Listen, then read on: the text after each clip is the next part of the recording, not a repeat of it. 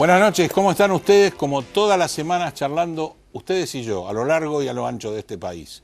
Hoy, debido a los créditos hipotecarios, agrandamos la casa, la tenemos mejor ordenadita, la tenemos con mejor mobiliario. Así que los invito a que sigan disfrutando de economía ahora, tras tantos años que estamos charlando ustedes y yo, y que compartamos no solo la casa, sino los invitados y los temas de la semana en el país. Un país que realmente está bastante convulsionado entre Maldonado por un lado y los distintos altercados que existen junto con el Ministerio de Seguridad. Un Ministerio de Seguridad que en este momento está castigado por Maldonado y por la gente que dice que Maldonado fue secuestrado contra su voluntad por la Gendarmería y por supuesto el Ministerio de Seguridad que dice que no. Pero tenemos una serie y una seriada de violencia no solo en el país, sino en el mundo. Tenemos lo que pasó en Barcelona, tenemos lo que pasó en París, tenemos lo que nos está pasando a lo largo y a lo ancho del mundo con una Corea del Norte peleándose y probando misiles contra no sé quién y que no tenga la desgracia de que peguen en algún misil en Japón. Tenemos Estados Unidos tratando de pelearse con Venezuela pero sin sacarle los beneficios económicos y un Maduro que está desafiando a un ser como Trump, que no es fácil de manejar. Y por otro lado tenemos a ISIS, que es un movimiento religioso o no, o simplemente son delincuentes comunes, con mucho dinero. Eso nos debería hacer pensar a los argentinos que somos víctimas de una globalización violenta, al margen de que la violencia que pasa dentro del país la está generando la política. Una política que recién está tratando de dilucidar qué pasó en estas PASO. Unas PASO que realmente no determinaron nada. ¿Quién ganó en las PASO? Nadie ganó en las PASO. O sea, Cristina no le ganó a nadie, Bullrich no le ganó a nadie. Realmente son muy pocos los que participaron de las PASO tratando de definir un partido político y un candidato por ese partido político. Por ende estamos todos lucubrando qué va a pasar en octubre y todos peleando y sesgando esos votos que en octubre los pueden llevar a la solución de 2 senadores o un senador o a ser diputados que indudablemente nos cueste o nos duela, Cambiemos va a mejorar sus posiciones en ambas cámaras. ¿Por qué? Porque juega mucho menos de perder que de ganar. ¿Y por qué? Porque el justicialismo barra kirchnerismo, barra menemismo, barra todos los ismos que quieran, va a perder siempre con respecto a lo que se está jugando. Bueno, vamos a hablar de muchas cosas en este programa y con mucha mezcla. Por un lado vamos a tener a Rosendo Fraga, analista político, que usted lo conoce, ha analizado qué pasó en estas PASO, pero vamos a preguntarle de la violencia, de qué pasa con las PASO y cómo pueden obtener mejores votaciones o no los candidatos que se preparan ya para la carrera final de octubre. Después vamos a estar charlando con Rodolfo Tailade, el fiscal del kirchnerismo, como Lilita es la fiscal de Cambiemos y Margarita es la fiscal de un país. Bueno, Tailade es el fiscal del kirchnerismo haciendo denuncias por todos lados. Y después va a estar Miguel Schiaretti, conocido del programa, presidente de SICRA, diciéndonos cómo está hoy la carne argentina con respecto a lo que pasa afuera, a lo que pasa adentro, a los pesos de faena y a lo que debería pasar para que mejoremos y que no nos sigan pasando el trapo Brasil, Uruguay y todos los países que antes estaban allá lejos y hace tiempo y hoy los tenemos acá nomás, no solo soplándonos la nuca, muchas veces ganándonos la carrera. Señor director, lo que auspicia en este programa y venimos de lleno a estrenar los nuevos muebles.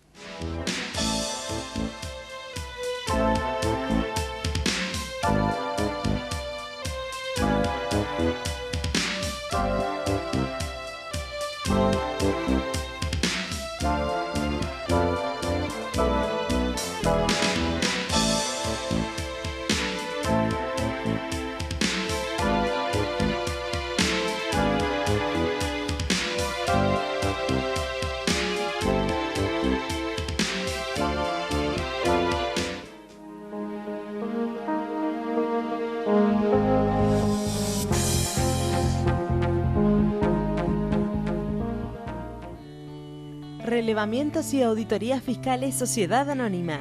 La optimización de los recursos tributarios son nuestro objetivo. Una vida de experiencia, brindando servicios y dando soluciones a empresas y a organismos tributarios provinciales y municipales. Para información, relevamientosauditorías@gmail.com. Bodega Iacarini cuenta la historia del vino de San Rafael. Cada una de sus líneas transmite los valores de la tradición, el culto al trabajo y su recompensa, el homenaje a sus hacedores.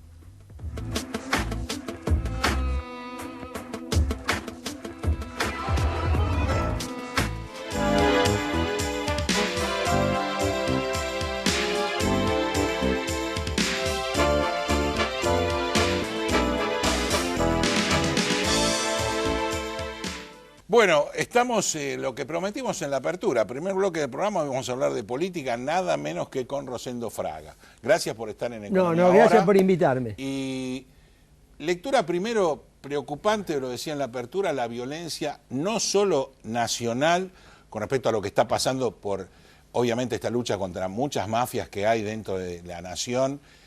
Llamemos el concubinato de Barra Brava, policía, política, ¿no? Empleo público, sino también internacional. Droga, claro, todo eso que indudablemente hay una lucha interna con un 30 y pico % de la policía de la provincia sacada, o presa o destituida. Ahora, también hay un movimiento internacional con mucha revolución y mucha agresión. ¿Cómo ves eso? Bueno, a ver, yo creo que la semana pasada en La Plata, ¿no es cierto?, vimos converger en una misma manifestación el reclamo mapuche, ¿no es cierto?, que es un reclamo que yo creo que hay que insertarlo también en un plano internacional, porque la globalización ha generado como reacción un refuerzo de las identidades. Uno pues sí no tiene nada que ver, pero los catalanes que en un mes desafían a España con su referéndum, has tenido los escoceses, los corsos, los kurdos en el Asia, es decir, vos tenés ese concepto de nación sin Estado. Claro. Nación sin Estado. Y ese concepto de pertenencia. Claro, entonces todo eso te genera una situación global que en esta región tiene como manifestación, ¿no es cierto?, el fenómeno mapuche, que en el largo plazo aspiran a ser un país. Un país que de Atlántico a Pacífico, porque en Chile contra lo mismo. dos, bueno, contra dos países, contra dos naciones constituidas. Claro, bueno, acá tenés un tema. De otro lado, el movimiento anarquista, quien parece haber tirado las molotov y este tipo de cosas. El movimiento anarquista es una ideología del siglo XIX, principio del siglo XX, que se ha reactivado en el siglo XXI, sobre todo en Europa, que son los que protagonizaron las protestas violentas contra el G20 en Hamburgo. Claro. Contra el G20, bueno, aparecieron los carteles en las pintadas, ahora, acá también. ¿Tendrá que ver con la venida del G20? Bueno, eso lo veremos, ¿no es cierto? No lo sé. Y en tercer lugar tenés, bueno, todo este tipo de... Entonces vos tenés una cuestión donde sobre los problemas locales te influyen, te aparecen, ¿no es cierto?, elementos externos. Al margen de eso tenés personalidades internacionales que no las hubiéramos pensado, yo creo que nadie. O sea, un Trump por un lado, una Corea del Norte por el otro, con distintas personalidades de dirigentes que son peligrosas. Y bueno, estás en un momento...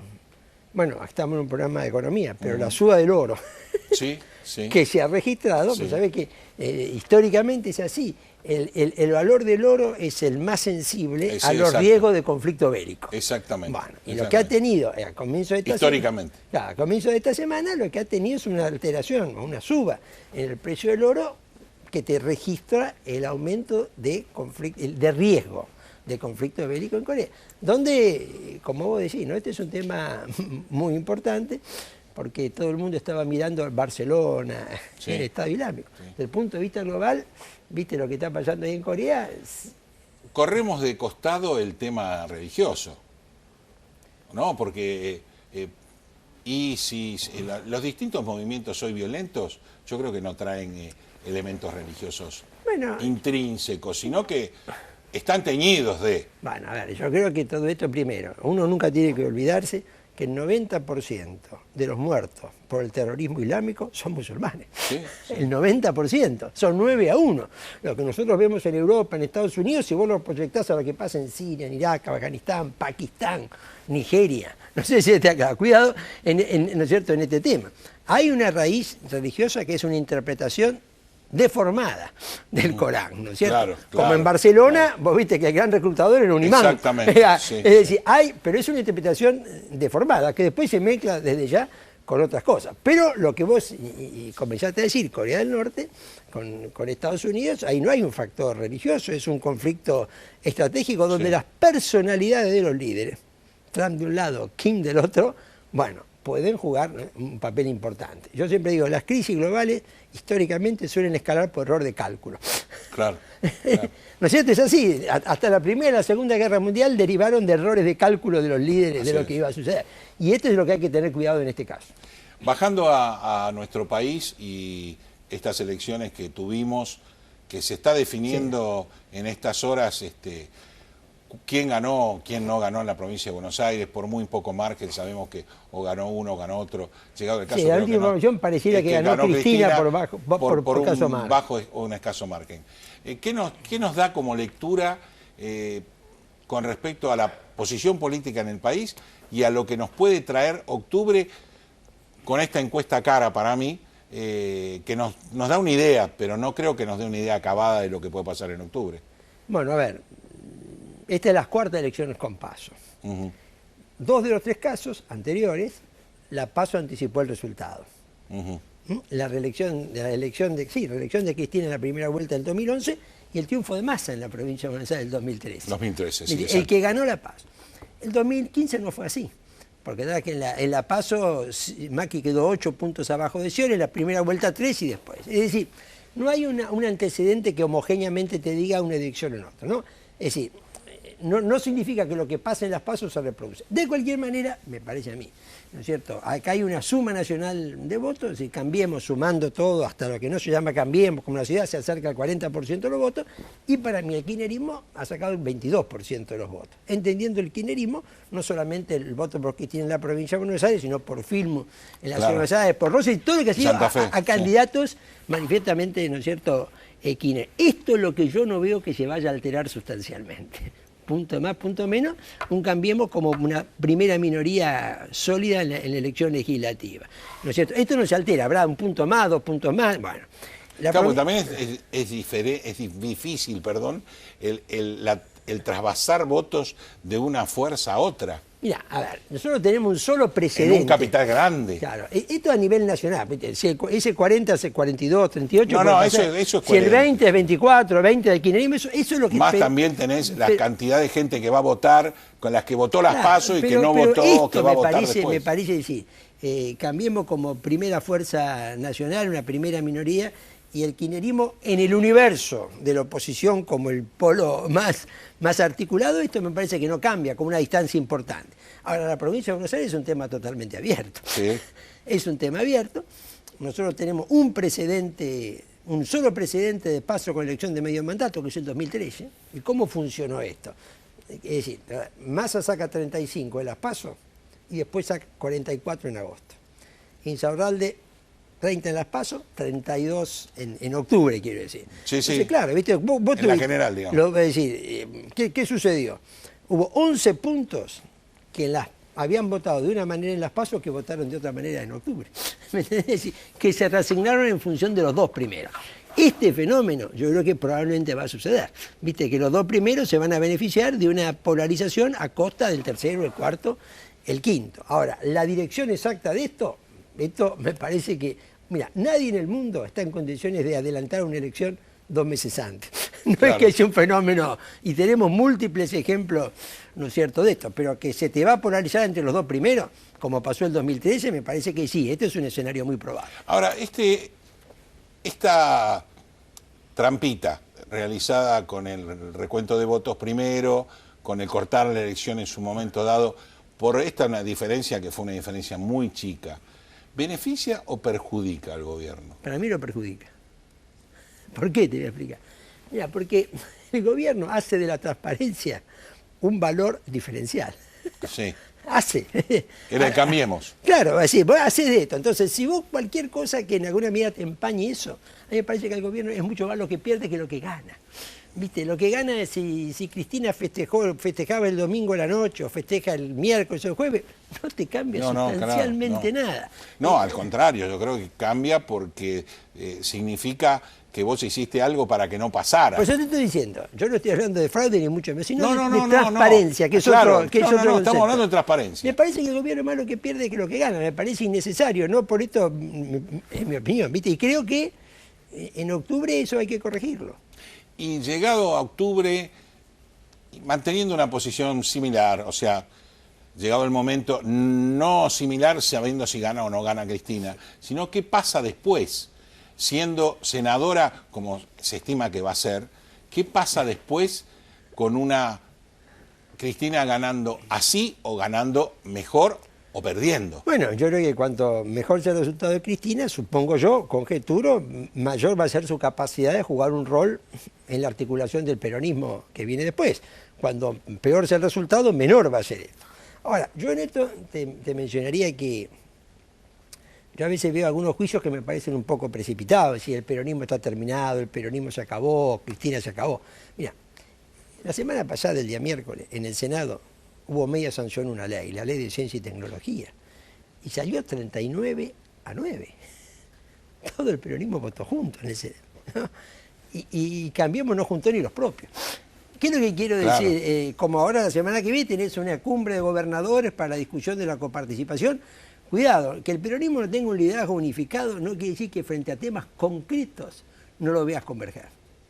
Claro, y bueno, el tema concreto hoy que tenemos muy fuerte es el tema de la coparticipación. Pues yo digo, están todos, a mí no me toquen. Y indudablemente sabemos, digamos, como hablamos de economía fundamentalmente, sabemos que la provincia de Buenos Aires está castigada, está mal castigada. ¿Quién lo tiene que ceder? ¿Las provincias o el gobierno central? Es una discusión al margen. Bueno, pero esa es la negociación. Pero es la negociación que hay que hacer. Que viene, y sí, ¿viste? Entonces, fenómeno, si entra el impuesto al cheque, y esa es una gran negociación, donde los gobernadores van a estar juntos. Salvo Buenos Aires y Ciudad de Buenos Aires, porque para Ciudad de Buenos Aires le resulta neutra. Sí, claro. Pero para las otras 22 provincias no, claro. Y esa disputa en el peronismo, ¿vos pensás que únicamente Cristina la puede lograr sacando una muy buena elección? Porque realmente, además, el peronismo está muy disperso, o sea, tenés, digamos, como líderes, pero muy erráticos, Urtubey por un lado, Massa por el otro. No hay un liderazgo unificado. Claro. Lo cual no quiere decir que frente a determinadas situaciones no se unifique. Como te dije, como pasó siempre. Como pasó ahora en Ciencia y Tecnología, la ley de Ciencia y Tecnología en el Senado, como pasa con los gobernadores, como para mí también pasó con el tema de la movilización sindical. Más allá de sus internas, viste, este es el punto. Yo creo que el liderazgo del peronismo recién se va a ir definiendo en 2019 sobre la candidatura presidencial y lo que eso suceda. Me parece que antes es difícil, ¿no es cierto?, que con este resultado electoral quede un liderazgo solo dentro del peronismo consagrado. O sea, vas a seguir viendo un peronismo dividido, que va a ir atrás en temas puntuales. Sin un liderazgo total, con los gobernadores por un lado, Cristina por el otro. Pero cuidado, en temas concretos, y ya hemos tenido algunas señales después de las PASO, lo vamos a ver al peronismo converger. Como veo converger los gobernadores, como vi converger el senador de Ciencia y Tecnología, como vi converger el sindicalismo y la movilización del otro día. Y ahora vamos del otro lado del mostrador. Cambiemos. ¿Cómo sigue? Porque Cambiemos tiene un liderazgo partido. O sea, un presidente que hoy quiere demostrar que tiene poder, pero una gobernadora que es una aplanadora. Bueno, a ver, a mí me parece, digamos, a nivel imagen. Yo creo que el liderazgo lo tiene Macri. Vidal es la figura con mejor imagen, pero Vidal no intenta ni... Me parece que es una política muy realista, ella tiene mucho realismo político, disputar ese liderazgo. Hoy, con el resultado probable del mes de octubre, Macri va a aspirar a su reelección en el 2019 y Vidal no va a hacer ningún intento, y sería poco prudente de disputar eso en este momento. Lo máximo que podría disputar es nuevamente ser gobernador de la provincia de Buenos Aires. Sería lo lógico. Que sería lo lógico de acuerdo a lo que haga a lo largo de estos 4 años. Mira, saltando la diferencia, lo que pasó con Cristina y con Scioli. Sí, y lo que pasó con Macri. Claro, es decir, pero en la ciudad. Claro, pero acá presidencia y gobernador, claro, ¿no es cierto? Claro. Si el presidente va por la reelección, lo normal es que el gobernador, si se empezaron juntos, vaya por su reelección también. Va a ser más difícil en la capital, Rosendo, porque en la capital van a llevar 12 años también. ¿Está bien? Y desgasta. La capital desgasta, pero es un distrito donde, bueno, todo puede pasar en política. El oficialismo tiene una ventaja, hay una oposición dividida. ¿No? Y eso juega un papel muy, muy importante. Gracias, Rosendo, por haber venido al programa. Te vamos a invitar con un vino Cavas a Don Nicasio, que es bárbaro para después de las elecciones. Pero muchísimas gracias. Así que te agradezco que hayas venido. No, gracias por invitarme. Nosotros hacemos una pequeña pausa y venimos a hablar con el fiscal del kirchnerismo.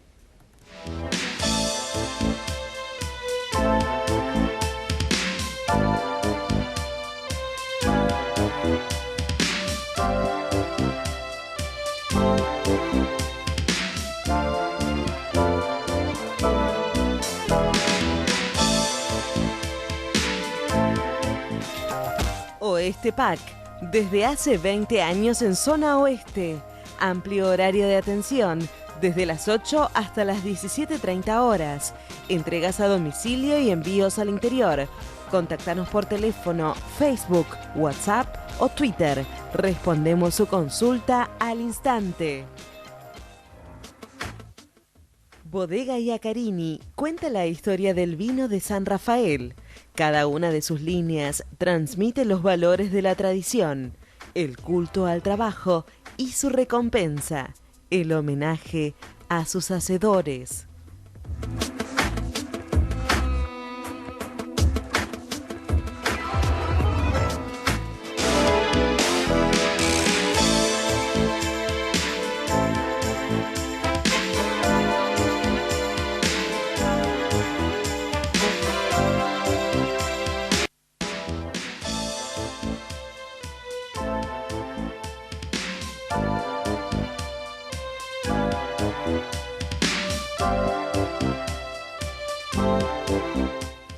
Bueno, segundo bloque del programa, ya había dicho que venía un fiscal, teníamos fiscales por algunos lados de otros partidos, y acá tenemos un fiscal del Consejo de la Magistratura, Rodolfo Tailare. ¿Cómo te va? Muy bien. Gracias por estar en Economía Ahora, diputado nacional, integrante del Consejo de la Magistratura. La gente te vio gritando en el Consejo de la Magistratura. Y el miércoles pasado con el tema Freiler. Contanos un poco el tema Freiler y cuál era tu posición, no sé si con respecto a Freiler o con respecto a lo que pasó. Exacto, está bien la diferencia porque mis gritos obedecieron a lo que estaba pasando y no a la situación de Freiler. Básicamente la indignación que manifesté tuvo que ver con una maniobra que yo considero ilegal, en la que los oficialistas aprovecharon que había una ventana de entre 1 y 2 horas, sí, mediante en la que un senador nacional tenía que jurar ante el presidente de la Corte, el doctor Lorenzetti, y luego integrarse al Consejo, a partir de una decisión judicial del día anterior, que se había precipitado el día anterior, excluyendo a un senador del Frente para la Victoria, el senador Godoy de San Juan, por el hecho de que no era abogado. No era abogado, exacto. Y digamos, el suplente, el senador Páez, tenía que jurar a las 9 de la mañana, lo había convocado Lorenzetti, y no es que nosotros nos mandamos y nos presentamos. La presidenta del Consejo de la Magistratura había solicitado la jura, el doctor Lorenzetti lo citó a las 9, y bueno, demoró prácticamente 4 horas, pero el Consejo, al mismo tiempo el Consejo, arrancó su sesión plenaria con 12 miembros, y al tener el oficialismo 8 en ese momento, era la mayoría de 2 tercios necesaria para suspender por ese poco tiempo. Exactamente. Mañana hay otro plenario, el plenario, digamos, un plenario de tablas, y va a estar Páez, el senador Páez, porque ya juró. Pero digamos que la indignación de aquella sesión fue básicamente por lo que yo considero una trampa, digamos. Me parece, recién escuchaba a Rosendo Fraga hablar de los costos políticos que paga el gobierno por no manejarse con transparencia cuando fue una de sus principales banderas. Y en este caso, la verdad que consiguieron esa mayoría con trampa, porque no se trató de una ausencia momentánea que uno la puede bancar. Por ejemplo, alguien que pierde un avión, o que está enfermo, o tuvo un accidente de tránsito y no llega a tiempo. Sabemos de cosas que ha pasado en la Cámara de Diputados, de traer enfermos del sur no hablemos de gobierno, hablemos de mucho Sí, atrás, sí, sí, sí, de sí, traer sí. para votar hasta el tema de gas del Estado, traer a una Exacto. persona del sur en un avión para que vote. Sí, bueno, y en este caso no Eso era... es un problema de la política. Bueno, pero me parece que... Porque no tiene transparencia, Exacto. estamos de acuerdo. Si vos decís Ese que es te vas el a ser problema. transparente, sé transparente. Si la bandera de Cambiemos hubiese sido otra, bueno, yo no me quejo tanto de sus a veces malas prácticas, como por ejemplo esta que fue, yo considero, una trampa. Pero el problema es que subieron con ese discurso, entonces tengo todo el derecho a cuestionarlo. Más allá de me hago cargo de todo lo que pueda se me pueda adjudicar. Problema Indra que es de ayer. Contanos qué pasó.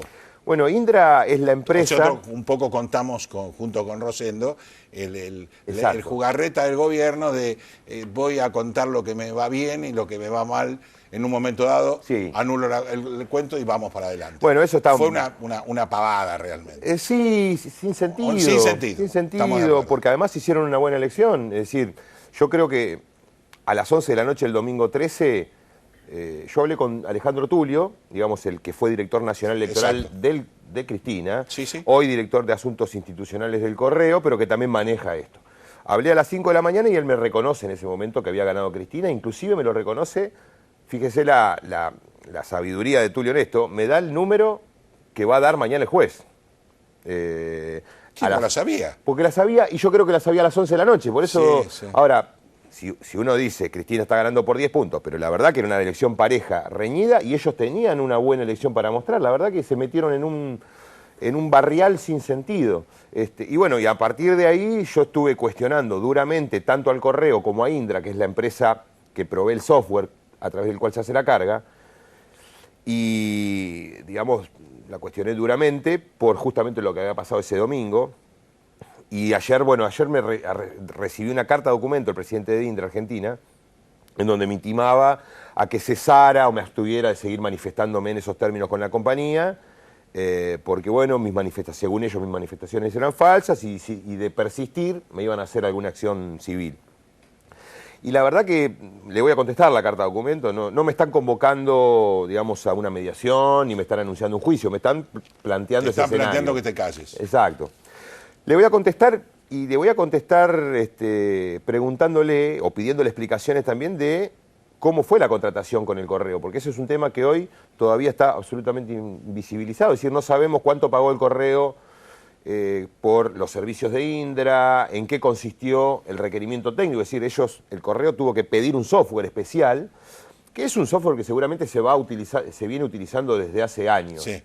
Pero de todos modos, cada licitación es una licitación nueva. Y acá el problema que hubo fue que el Estado no licitó, como pasó toda la vida, sino que me parece que con deliberada planificación, dejaron pasar el tiempo y luego cuando ya no alcanzaba el Ministerio del Interior a lanzar la licitación, la delegó en el Correo Argentino que, más allá de que sea propiedad del Estado, es una sociedad anónima y se maneja con normas y parámetros de las empresas privadas. Entonces, la contratación de Indra hoy está en la oscuridad, no sabemos cuánto se pagó y bueno, estas cuestiones.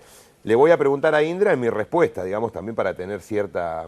Dentro de tu respuesta. Exactamente, digo, bueno, vos me estás pidiendo algo y además ellos de alguna manera en la carta documento se...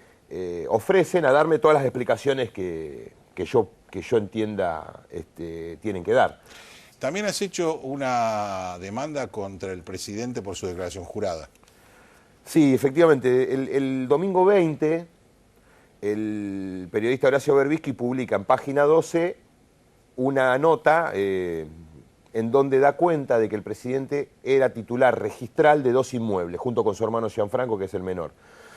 Son 2 inmuebles que están en Bellavista, en el partido de San Miguel, uno que tiene 32 hectáreas y media y el otro de 17 hectáreas y media. En el de 32 hectáreas hay un barrio cerrado, digamos, en construcción, hay gente viviendo también, pero aproximadamente se calcula que hay 250 lotes para vender, ya comercializados o por ahí en vías de... A nombre de ambos. El inmueble de 32 hectáreas está a nombre de Mauricio Macri y de Gianfranco. Efectivamente es un condominio. Y hasta el día de hoy, de hecho 13 de julio, la nota misma lo dice, la nota de Berbisky, es decir, yo no hice ninguna averiguación adicional a la de Berbisky. En la nota? Yo me baso en la nota que tiene mucha consistencia. Luego, después de la denuncia, recibo un documento, la cédula de dominio de esas parcelas, y donde confirmo exacto, donde confirmo que están todavía a nombre de los Macri, es decir, de Mauricio y de Gianfranco. No está ni en el fideicomiso ciego, no, ni en la declaración personal del presidente. Exactamente. Lo que yo denuncié es que el presidente no informó esos dos bienes en su declaración jurada, y no me refiero a la del año 2016, que venció hace un mes, sí, sino a las últimas 10 declaraciones juradas, básicamente, como jefe de gobierno. Como jefe de gobierno. Exacto, no está. El mismo domingo 20 que sale la nota, a la noche, en un programa que creo que es nuevo, el periodista Alfredo Leuco da una explicación, se ve que el presidente le alcanzó algún material, algo como para que dé una explicación, y Leuco dice que antes de asumir como jefe de gobierno el presidente, en noviembre de 2007, vendió ese terreno de 32 hectáreas. Nunca se refirió al otro, al de 17, ¿no? Pero el de 32 hectáreas pero dice si que lo vendió. ¿Cómo está a nombre de él? Bueno, pero lo más, me parece lo más llamativo es lo siguiente, no se lo vendió a Juancito Pérez, se lo vendió a Eidico, que es la firma desarrolladora de barrios privados y country más importante del país y debe ser de Latinoamérica, digamos, un gigante inmobiliario ese Eidico, que se dedica justamente a comprar tierras, a lotearlas, a armarte un barrio cerrado y luego a comercializar los lotes. Con lo cual, obligatoriamente, Eidico tiene que tener escriturado el predio para luego, una vez que vende cada lote, también las familias o los compradores puedan escriturar, porque la verdad que no hay posibilidades de que haya dos escrituras sobre un mismo terreno. Claro. No, además tenés que lotearlo para poder escriturarlo. Mensurar, subdivisión, digamos, es todo un tema. Y vos estás hablando de 10 años. 10 años, entonces me llama la atención que una empresa, digamos, de la seriedad de Eidico, de la solidez de Eidico, un predio de esa importancia en donde ya hay un desarrollo muy avanzado del barrio privado que se llama Buenos Aires Village, no haya escriturado todavía el bien, digamos, ¿no? Porque si lo vendió, y también me parece una desprolijidad de parte del presidente, que si se desprendió de un bien no lo haya, por lo menos en el registro todavía aparezca su nombre, porque en estos 10 años fue 8 jefe de gobierno, 2 presidentes, y más allá de que a ningún particular le corresponde o no está bien para ninguno de nosotros, mortales, no escriturar un terreno por 10 años, en muchas ocasiones pasa por distintas razones. Pero sí, pero no en ese tipo de terreno. Además, puede ser un terreno, claro, además. Allá en La Puna, en Córdoba, tirado, es un lotecito chiquito. Exactamente. Y además el nivel de responsabilidad de Mauricio Macri en los últimos 10 años de la vida política argentina, ¿no? Primero jefe de gobierno y luego presidente. Me parece que hay una desprolijidad que creo, no sé si va a ser fácil explicar. Fundamentalmente el hecho de que está a nombre de él en el registro, hecho confirmado, y también está a nombre de él el lote en ARBA, digamos, la agencia de recaudación, organismo que le liquida el impuesto inmobiliario al presidente, digamos, o sea, ni siquiera está a nombre del hermano o de los dos, está a nombre del presidente de la Nación el predio de 32 hectáreas y el impuesto se liquida a nombre de él, con lo cual, bueno, vamos a esperar las explicaciones. Por lo pronto el juez lo que pidió es el historial digamos, de la propiedad de ese terreno. En 1 minuto y medio, te pido no mucho, y no es chicana, ¿cómo vos pensás que está funcionando justamente la magistratura, el Consejo de la Magistratura? Yo estoy muy enojado con la justicia, muy enojado. Bueno, sí, el Consejo no tiene toda la culpa de lo mal que funciona la justicia. Sos uno de los pocos que da la cara con este aspecto. Bueno, porque he citado a muchos y nadie quiere venir. No, el Poder Judicial hoy está atravesando una crisis fundamentalmente de credibilidad. Hace mucho tiempo. Por eso, bueno, digo, desde hace muchos años, sí, es verdad. Años. Pero digamos, la sociedad está viendo cómo desbarranca. Exacto. Ese es el tema. Antes socialmente no se notaba. Claro, era invisible.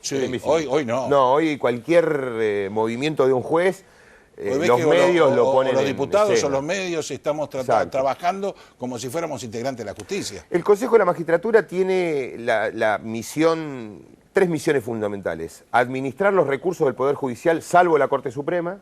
Para eso tiene, durante el 2017, 27.000 millones de pesos, es decir, más que 5 o 6 provincias de Argentina juntas. 27.000 millones de pesos. No es un problema de presupuesto. Al contrario, no alcanza la plata. Todo el tiempo le está pidiendo el Poder Judicial, a través del Consejo de la Magistratura, le estamos pidiendo al Poder Ejecutivo adelanto de partidas y demás. Ahí hay un gran problema, pero administrar los recursos del Poder Judicial, pagarle los sueldos a todos, menos a la Corte, nombrar jueces y echar jueces. En ninguna de las tres facetas nos estamos destacando, digamos. Tenemos una administración deficiente, con déficit notorio, y con los jueces en un país en donde la gente está haciendo un gran sacrificio. No quiero entrar en la política, digamos, en cuestiones políticas. O sea, el gobierno está gestionando un ajuste, pero la gente está sacrificando mucho. El Poder Judicial no. El Poder Judicial está pidiendo cada vez más, más para viáticos. Menos rinde, por eso no es solamente, pasa como en la educación, no es solamente el presupuesto, sino como lo administro. Cómo lo administra, y además tampoco da respuesta. ¿Y a dónde voy? Tampoco me da respuesta. Es decir, porque yo tengo un presupuesto de 27.000, casi 30.000 millones de pesos, y yo tengo un juicio, me condenan, para hablar de delitos, me condenan a una persona a los 3, 4 meses de haber cometido un delito, bueno, da algunas respuestas. Pero acá estamos hablando de 10 años, 11 22 años, Comodoro Pi, digamos, metido en el gran juego de la política. No quiero hablar solamente de los jueces penales, en general la justicia tiene un gran desprestigio y me parece que el Consejo todavía no ha logrado revertirlo.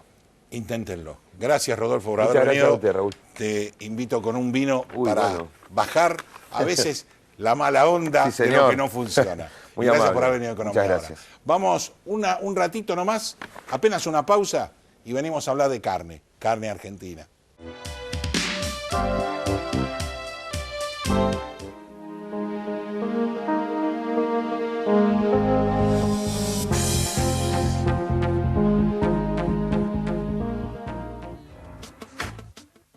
Bodega Iacarini cuenta la historia del vino de San Rafael. Cada una de sus líneas transmite los valores de la tradición, el culto al trabajo y su recompensa, el homenaje a sus hacedores.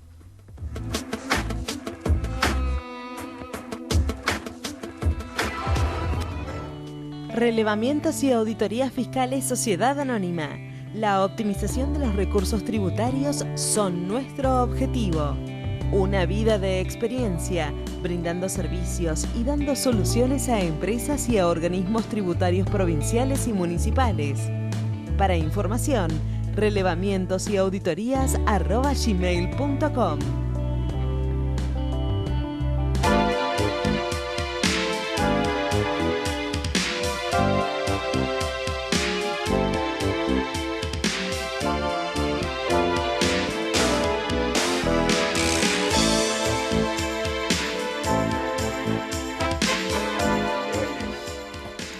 Bueno, tercer bloque del programa y lo dejé para el final porque es un postre de un amigo de tantos años de economía ahora, Miguel, que pensó que nos habíamos olvidado de él. No nos olvidamos de vos. Muchas veces nos sacaron para que no te pudiéramos llamar. Pero bueno, volvemos a charlar. Hemos peleado mucho siguiendo los conceptos tuyos de lo que pasaba con la carne. Y después de tantos años que no pudimos hablar en el aire, bueno, quiero saber hoy qué está pasando. Leo de China, leo notas tuyas diciendo que no estamos tan bien como parece que estamos. Veo que cierran tambos por todos lados. Contame un poco de lo que pasa. Son como dos cosas distintas. Obvio, El tambo obvio. es una historia. La carne, el consumo de carne es otra. El consumo de carne y la producción de carne. Pero acordate que en los últimos tiempos que hemos charlado no cumplíamos la cuota Hilton. Seguimos sin cumplir. Veníamos con problemas, veníamos con que nos iban pasando por arriba todos nuestros vecinitos y veníamos con menos cabeza. ¿Cómo estamos hoy? Bueno, entre el 2009 y 2010 se perdieron 12.500.000 cabezas. A ver, para que uno dice un número y la gente, como no sabe cuántas vacas hay, no sabe cuántas veces. El 20% del stock Claro, de aquel momento y es el equivalente al stock uruguayo. claro. Si los uruguayos hubieran perdido la misma cantidad de vacas que No nosotros, tiene más hoy vacas. no tendrían vacas. para que le demos Da magnitud, magnitud. para que le demos magnitud al daño que le hizo el kirchnerismo a la ganadería. Si vos me preguntás cuál fue el motivo, vendetta de la 125. Ajá. La 125, Seguimos recordá, pagando, o sea, siguieron cobrando la 125. la 125, si vos recordás, fue en el 2008. Sí, 2009-2010, acelerado por una sequía importante del 2009, se liquidaron 2 millones y pico de cabezas. A partir de ahí, el precio de la carne al público se multiplicó por 3. Y entonces la responsabilidad era de los productores ganaderos. Yo me pongo al costadito porque nosotros somos industria. Esto generó casi 20.000 despidos en la industria frigorífica, el cierre de más de 120 frigoríficos. Muchos frigoríficos, sí. Eso lo leí. Muchos cierres frigoríficos. Y hoy estamos trabajando con el 60% de la capacidad instalada ociosa. En ese nivel estamos. Claro, pero para el televidente que se para en la capacidad de Macri, que destruyó el país en menos de 2 años, y lo que estaba todo bien antes. ¿Cómo estábamos en 2015 y cómo estamos hoy? Bueno. ¿Igual? ¿Peor? No, ¿Mejoró algo? No, ¿Expectativa? Mejoró y mejoró mucho. Yo digo 60% de capacidad instalada ociosa y estoy diciendo que tenemos una capacidad instalada para faenar 20 millones de cabezas y estamos faenando 12 millones de cabezas. Esto es lo que está ocurriendo hoy. Pero en el último año y medio tuvimos un crecimiento de casi 3 millones en el stock ganadero. Ajá, crecimos stock. Crecimos en stock. Habíamos llegado de los 61 millones a 47 millones y medio y hoy estamos en 51 millones y medio. Esto es 2015, 2016 y lo que viene de 2017. ¿Por qué pasó esto? Cuando el productor ganadero empezó a vislumbrar a mediados del 2015 que había nuevos aires, que era posible que hubiera nuevos aires, empezó a apostar a aumentar la producción. Y empezó a gritar si se puede. No sé si gritaba si se puede, pero esperamos que se pueda. Esperamos que se pueda. Apostó a que iba a haber un cambio importante, claro. Y para que el productor haga esto, lo que tiene que hacer es retener la hembra. Retener la hembra es quedarse con la maquinita de fabricar terneros. Claro. Yo lo digo en estos términos para que la gente entienda. Si no tenemos vaca, no hay posibilidad de tener ternero. Y esto se vio de manera muy significativa y se nota este año con mayor oferta y mayor aumento de faena. Hubo un aumento de faena importante de casi 100.000 cabezas por mes. Es decir, se viene dando. Y en los últimos meses del año, a mi juicio, si el clima nos deja, seguramente el aumento de la oferta va a ser mayor. A ver, para que entienda. ¿Y en precios cómo estamos con respecto, o sea, precio-consumo? Porque el argentino en su momento no le alcanzó para comer carne en la forma que comía. ¿Y hoy cómo está? ¿Volviendo? Los precios aumentaron en el último año el 15% real. Con lo cual hubo una mejora en el poder adquisitivo de la persona. Sin ninguna duda. El consumo, en el último año. En el último año. Si bien tomamos los últimos 12 meses, es decir, un promedio móvil de los últimos 12 meses. Está bien. Entonces hay una recomposición del salario real con respecto a la carne. Sin ninguna duda. Sin ninguna duda. Y si miramos los aumentos de precios de los sustitutos o las carnes alternativas, léase pollo, cerdo, básicamente, los argentinos consumimos una cantidad de proteína que es casi el doble de la sugerida por la Organización Mundial de la Salud. Estamos consumiendo 57 kilos y medio de carne vacuna, 46 kilos de pollo y entre 15 y 17 kilos de cerdo. Agreguémosle 3-4 kilos formales de ovino y 8 kilos de pescado, son más de 130 kilos. En el mundo no se consume esa proteína animal. Los argentinos tenemos, incluso los que menos carne comen, tenemos una cantidad importante de proteína animal en la dieta cotidiana. Dentro de la dieta. Si vamos a volver a consumir 90 kilos de carne vacuna, yo estoy convencido que no. ¿Por qué? Porque el Pero cambio... no por el precio ni por el stock. No, por cambio de hábito Sino por de el consumo. cambio de hábito de consumo. Cambio de hábito de consumo. Ahora sí. Hoy el pollo es... Cuando yo era chiquito, el pollo se comía el domingo después de los ravioles.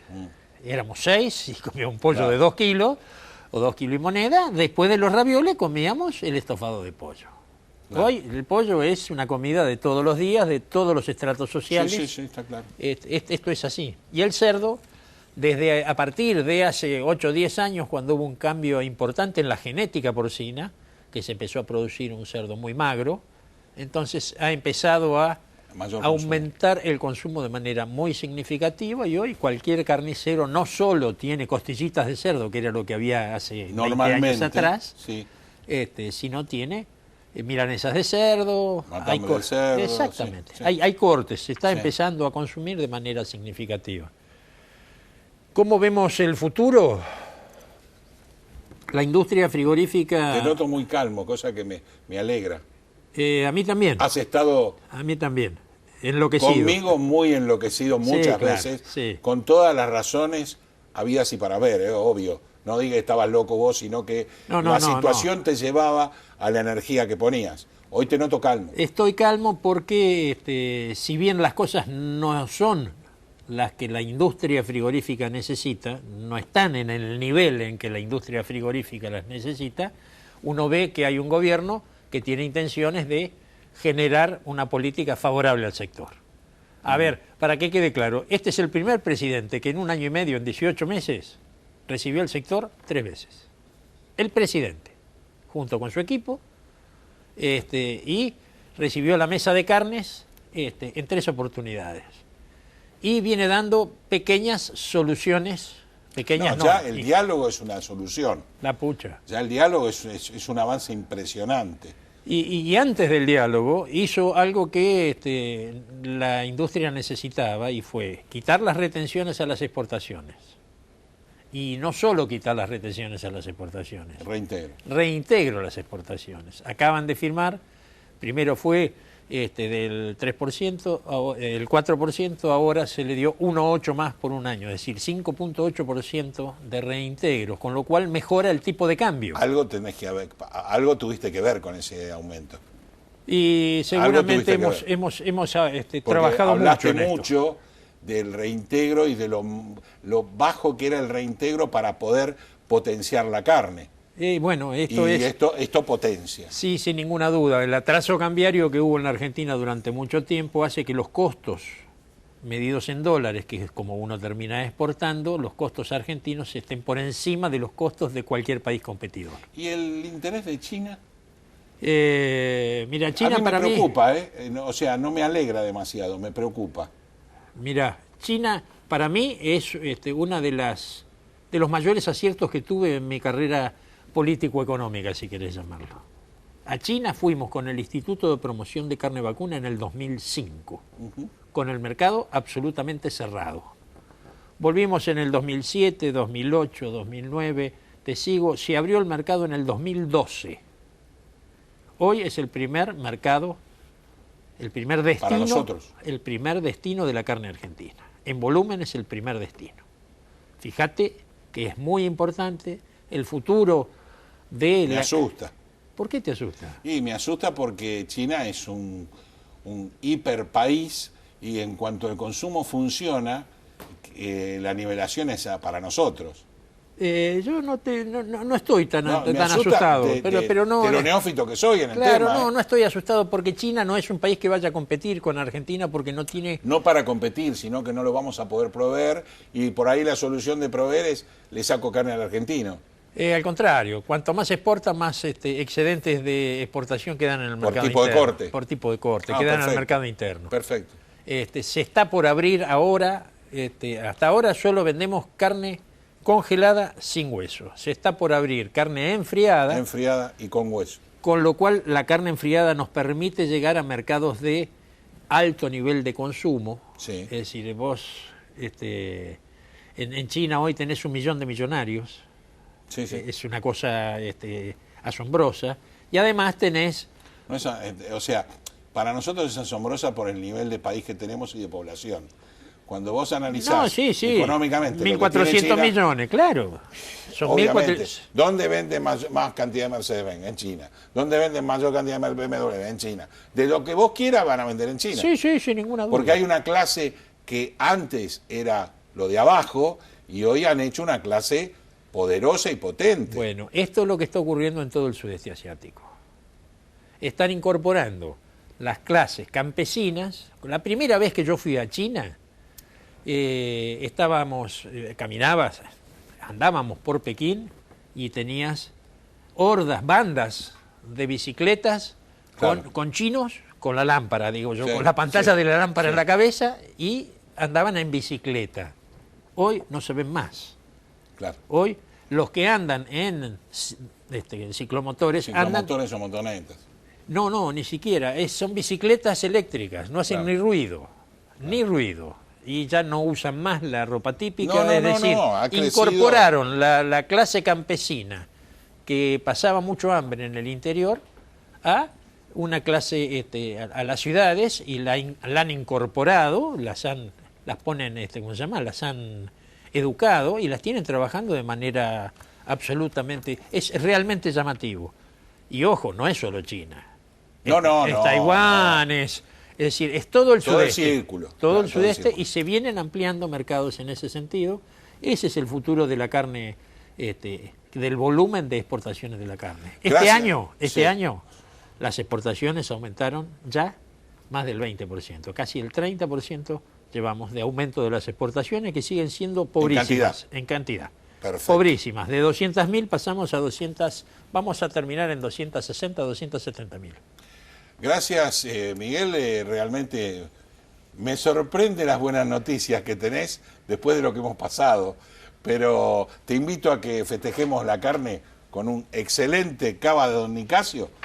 Y por otro lado, te mantengo informado que te voy a citar muchas veces para poder seguir hablando con esta tranquilidad que hace muchos años no veía. Hay un solo problema que todavía perdura en la industria frigorífica, y es ingresos brutos en la provincia de Buenos Aires y en la ciudad de Buenos Aires. Eso está dentro de la reforma tributaria, que creo que es lo único bueno que tiene la reforma tributaria. Eso está en, ¿cómo se llama?, en una indicación concreta que le dio el presidente Macri hace 15 días atrás a Lopetegui, y le dijo hablar con la provincia y con ciudad para resolver este problema. Ojalá que lo resuelvan.